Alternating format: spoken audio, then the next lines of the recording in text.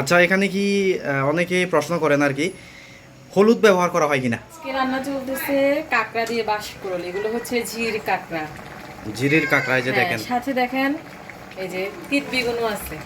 টিট বেগুন, কাঁকড়া আর বাসকরল, এটা চাকমাদের খুবই পছন্দের খাবার, তাই না? হ্যাঁ হ্যাঁ, এই যে দেখেন, তো এটা ঝোল ঝোল করে এটা প্রায় হয়ে আসছে। এখন আমি ফুজি দিয়ে দিব। এখানে কি তেল ইউজ করা হয়? একদম তেল ছাড়া। কোনো প্রকার তেল সিদুল কিন্তু, দিয়ে। হ্যাঁ হ্যাঁ, কোনো প্রকার তেল এখানে ইউজ করা হয় না। রান্নাটা প্রায় হয়ে আসছে মনে হয়। হ্যাঁ হ্যাঁ, এই যে এখন কি দেওয়া হচ্ছে, জুমের ফুজি।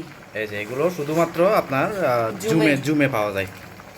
এগুলো কিন্তু ধনেপাতা মনে করবেন না আবার, অনেকটা ধনেপাতার মতোই, কিন্তু গ্রামটা আলাদা। হ্যাঁ, স্মেলটা আলাদা। এই যে মানে এটা একদম তরকারিটা যখন হয়ে আসবে একদম শেষ পর্যায়ে এটা ছড়িয়ে দিতে হয় আর কি।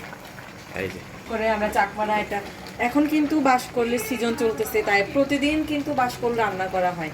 হ্যাঁ হ্যাঁ। মানে আর 3 বেলা খাবারের তালিকায় যে কোনো এক বেলা হচ্ছে বাঁশকড়ি থাকেই থাকে।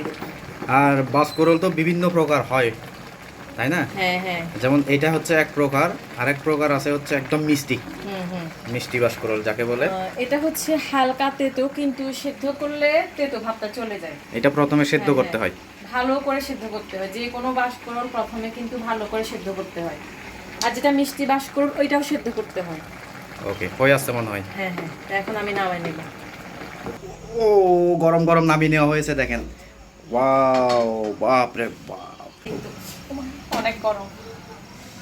হয়ে গেছে না? হ্যাঁ হ্যাঁ, একদম ওয়াও, গরম গরম এই যে। এই যে দেখেন গরম। আচ্ছা, এখানে কি অনেকে প্রশ্ন করেন আর কি, হলুদ ব্যবহার করা হয় কিনা?